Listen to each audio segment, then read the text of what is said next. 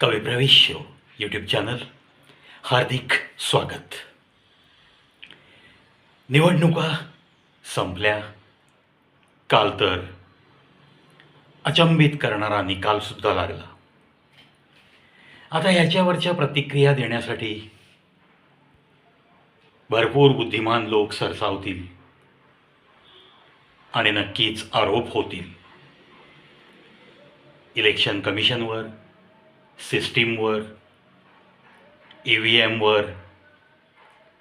असो, त्या खोलात जाण्या इतकं माझं तरी असामान्य व्यक्तिमत्व नाही आहे. सरकार दर 5 वर्षांनी बदलत असतं. लोकशाही आहे, ही प्रक्रिया राबवली जात असते. परंतु जे सरकार स्थानापन्न होतं, मग ते सेंट्रल मिनिस्ट्री असो, अगर कुठल्या राज्याची मिनिस्ट्री असो.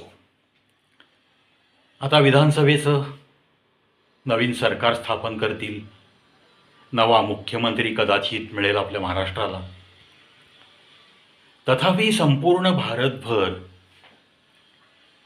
या निवडणुकीच्या दरम्यान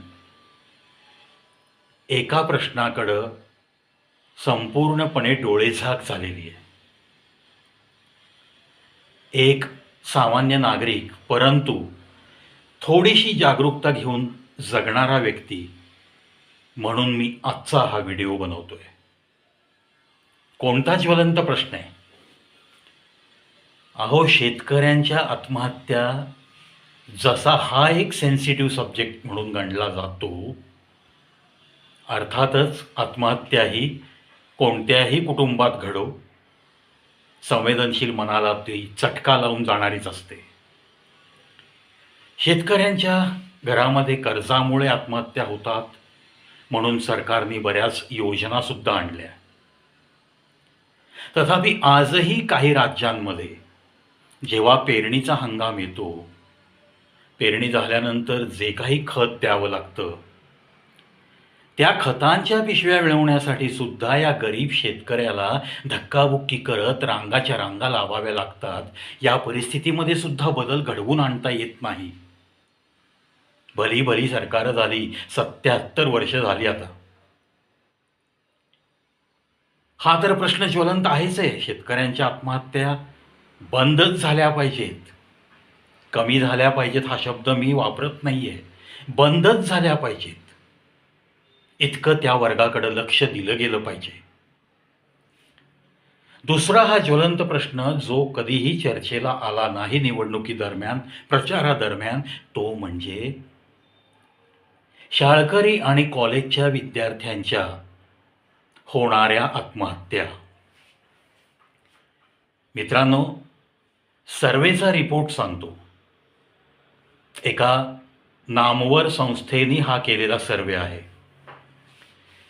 13,050 आत्महत्या या वयवर्षे 8 ते वयवर्षे 25 या वयोगटातल्या आपल्या भारत देशात होत आहेत. वर्षाला 13,050, म्हणजेच दरमहा 1,000 पेक्षा जास्त मुलं आणि मुली या विद्यार्थी दशेतले आत्महत्या करतात. जीव जात आहेत. कशामुळं? मग काही शिक्षण पद्धतीमध्ये आपण बदल करू शकतो का? मग शिक्षण मंत्र्याची, जो कोणी आता हा चार्ज घेईल, त्याची नैतिक जबाबदारी किती मोठी आहे हे या प्रॉब्लेमवरून दिसून येतंय. महिन्याला 1,000 विद्यार्थी, त्याच्यापेक्षा जास्त विद्यार्थी मरतायत. जवळपास 1,040 विद्यार्थी दरमहा आत्महत्या करतायत. महिन्याचे 30 दिवस म्हणजे 3 ते 4 विद्यार्थी रोज आत्महत्या करतायत. प्रचंड मोठं प्रमाण आहे. मित्रांनो, या गोष्टीच्या खोलामध्ये जेव्हा जाल तेव्हा एका कुटुंबातले एक विद्यार्थी असं गृहीत धरा, तर 4 कुटुंब उद्ध्वस्त होत आहेत रोज. मग ज्या घरामध्ये एकुलता एक हा वंशाचा दिवा किंवा त्या वंशाची पणती, जो कोणी असेल मुलगा मुलगी, ही जर एकुलती एक व्यक्ती असेल तर ते घर संपूर्णपणे उद्ध्वस्त होतंय. अशा पद्धतीने जेव्हा आपण विचार करू तेव्हा मनाला चटका लागतो आणि या प्रश्नाचं गांभीर्य आपल्या हृदयापर्यंत पोहोचतं. एक सुकाळ होता, चला डी-एड करा, विद्यार्थ्यांना विद्यार्थिनींना आपल्या घरातल्या पाल्यांना शिक्षिकेची शिक्षकाची नोकरी मिळून जाईल. तो सुगीचा काळ साधारण 4-5 वर्ष टिकला. त्याच्यानंतर मग डी-एड झालेल्यांनी बी-एड करायचं, मग त्यांना वरच्या वर्गांना शिकवायची परवानगी मिळू शकते म्हणून बी-एडची गर्दी. याच सुकाळामध्ये एक नियम केला गेला की डी-एड बी-एड झालेल्यापैकी स्त्रियांना, ज्या स्त्रिया घटस्फोटित आहेत त्यांना प्राधान्य द्या. आता सरकार नियम बनवतं माणुसकीच्या दृष्टिकोनातनं, मग त्याचे गैरफायदे कसे घेतले जातात, पळवाटा कशा शोधल्या जातात हे मी डोळ्यांनी बघितलंय. म्हणजे कागदोपत्री फक्त घटस्फोट दाखवायचा आणि बायकोला शिक्षिकेची नोकरी मिळवून द्यायची आणि रोज त्या नवऱ्यानेच तिला शाळेत सोडायला आणायला जायचं, एकाच छताखाली राहायचं, असेही प्रकार डोळ्यास पाहायला मिळाले. हा सगळा काळसुद्धा संपला. म्हणजे डी-एड बी-एडचं महत्त्व संपलं. कारण जेव्हा महत्त्व होतं तेव्हा राजकारण्यांच्याच पिल्लावळींनी कॉलेजेस काढली, डी-एड कॉलेज, बी-एड कॉलेज. नंतर तीही बंद पडली. नंतरचा काळ आला कॉन्ट्रॅक्ट बेसिसवर शिक्षक नेमण्याचा.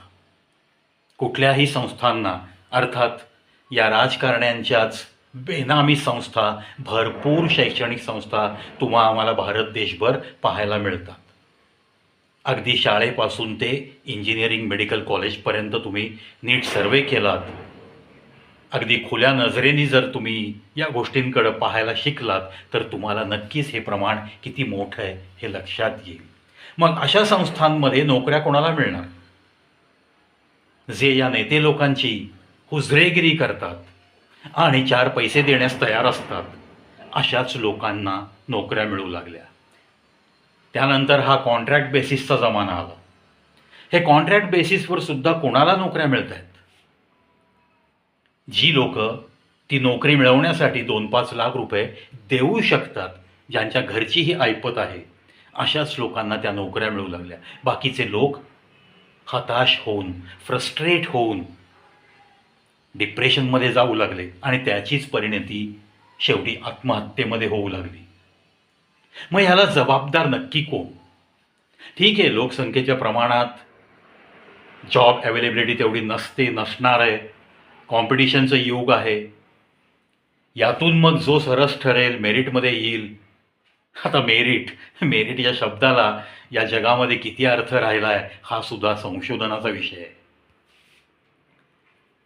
सांगण्याचा मुद्दा हा आहे मित्रांनो, जर वर्षाला आपल्या भारत देशामध्ये 13,050 पर्यंत विद्यार्थी आत्महत्या करत असतील तर शेतकऱ्यांपेक्षाही हा आत्महत्येचा रेट खूप जास्त आहे.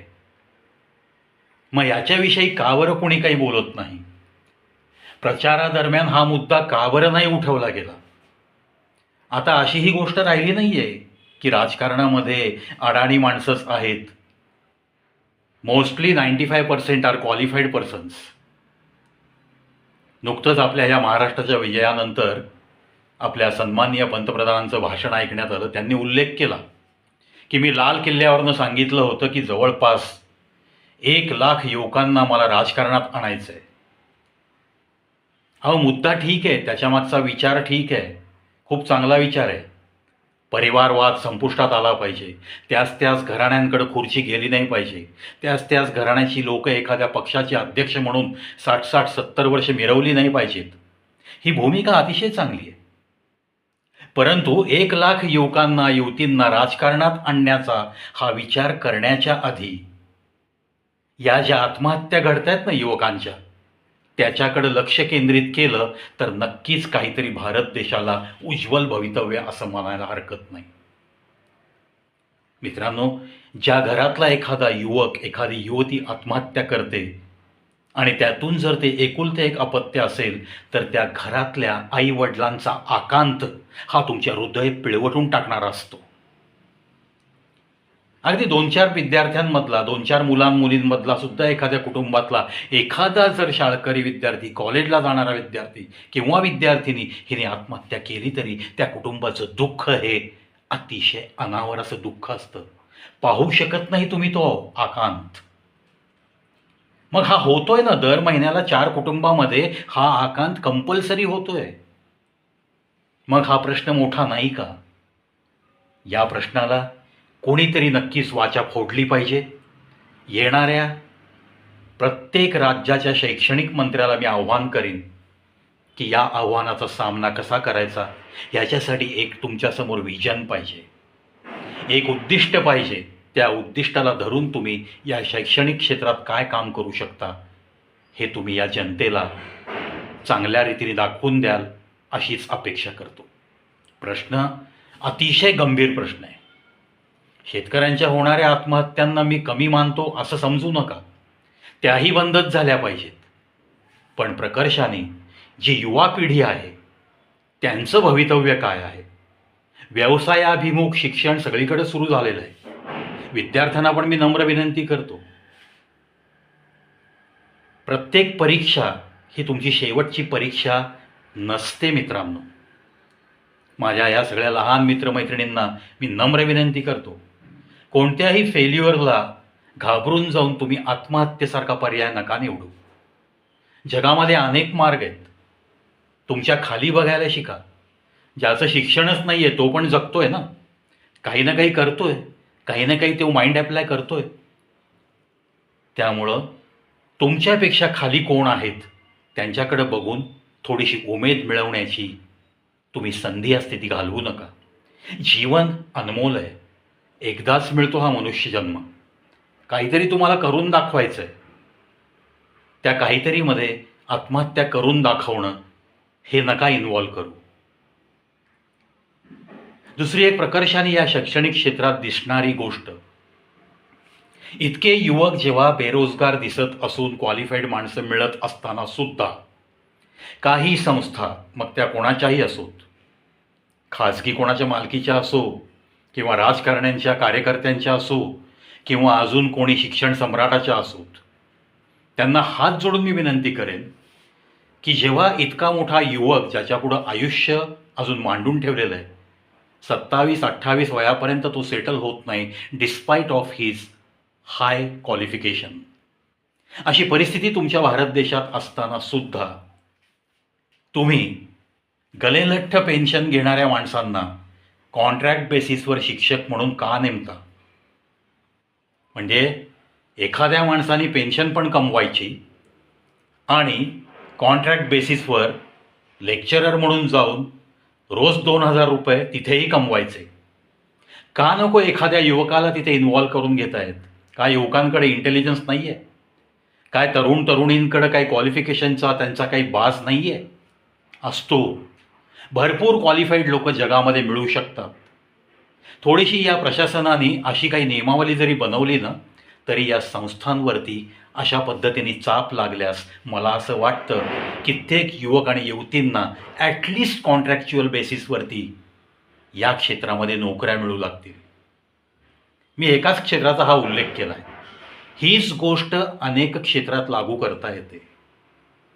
when you are going to appoint on contractual basis on any post, please try to understand this aspect. मला कळकळीची विनंती करावीशी वाटते संबंधित जबाबदार व्यक्तींना. स्वर्गीय रतन टाटांकडं हे विजन नक्कीच होतं. अशी माणसं हवीत, असे उद्योगपती हवेत, असे संस्थाचालक हवेत. मित्रांनो, प्रश्न खूप गंभीर आहे. 13,050 वर्षाला विद्यार्थी आत्महत्येने मरत आहेत, घरं उद्ध्वस्त होत आहेत. या उमलत चाललेली फुलं ही कुस्करली जात आहेत. हे शल्य मनात खूप बोचतंय. आज मी या माझ्या चॅनलच्या माध्यमातून कुठेतरी या प्रश्नाला लोकांच्या मनापर्यंत पोहोचवण्याचा हा मी प्रयत्न करतोय. शासन दरबारी ज्यांचं वजन आहे त्यांनी नक्कीच हा प्रश्न हाती घ्यावा, एवढीच कळकळीची नम्र विनंती. घराघरातल्या या कुस्करल्या चाललेल्या फुलांना वाचवणं हे आपल्या प्रत्येक भारतीय नागरिकाचं कर्तव्य आहे. जे काही उपाय माझ्या डोक्यात आले बोलता बोलता ते मी सुचवलेत. यामध्ये कोणाच्याही विषयी कोणत्याही प्रकारे आकस माझ्या मनात बिलकुल नाही आहे. तथापि जी काही परिस्थिती निर्माण झाली आहे ती घरट्यातला एखादा युवक तो जरी कमवायला लागला तर आपली ही पिढी कुठेतरी आपल्या पायावर उभं राहील आणि तिला येणारं नैराश्य जर दूर झालं तर भारताला एक त्यांच्यातून चांगला नागरिकसुद्धा मिळू शकेल. न जाणो त्याच्या हातून पुन्हा या भारत देशाच्या सेवेमध्ये काय काय घडू शकेल, किती चांगलं तो करू शकेल, काही सांगता येत नाही. मग त्यांना ही संधी उपलब्ध करून देणं कोणाचं काम आहे?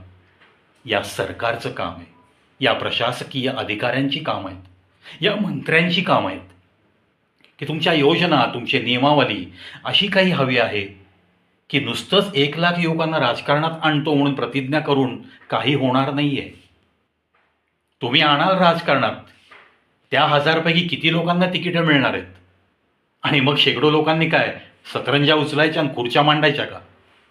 हा देखील सखोल विचार नक्की केला पाहिजे. कारण परिवारवाद आणि 30-30 माणसं राजकारणात हे कधीही कोणीही मुळासकट संपवू शकणार नाही. ही काळ्या दगडावरची रेघ आहे. आत्ता दिसेल तुम्हाला थोडंसं संपलेलं, काही नाही, पुन्हा तुम्हाला परिवर्तन दिसू शकतं. सृष्टीचा नियम आहे, परिवर्तन हा सृष्टीचा नियम आहे. त्यामुळं days will be changed definitely in future. पण हा प्रश्न जो आहे, हा प्रश्न जर अनुत्तरित राहिला, 8 ते 25 या वयोगटातल्या होणाऱ्या आत्महत्या रोखण्यासाठी जर आत्ता पावलं उचलली नाहीत तर भारतातल्या अनेक युवकांचं भविष्य अंधकारमय आहे आणि हेच मनाला खटकतंय. मित्रांनो, आशा करतो यातून काहीतरी चांगलं निष्पन्न व्हावं. याच अपेक्षेसह या व्हिडिओत इथंच थांबतो. जे कोणी निवडून आलेत त्या सर्वांना मनःपूर्वक अभिनंदन करतो आणि पुढच्या योग्य त्या कामांसाठी, जनतेच्या हितासाठी झटण्यासाठी मनःपूर्वक शुभेच्छा अर्पित करतो. मग तो कोणत्याही पक्षाचा आमदार असे नका. प्रत्येक निवडून आलेल्या व्यक्तीला या कवी प्रविश्य यूट्यूब चॅनलच्या आणि या प्रवीच्या वैयक्तिक लाख लाख शुभेच्छा. जय हिंद, जय भारत.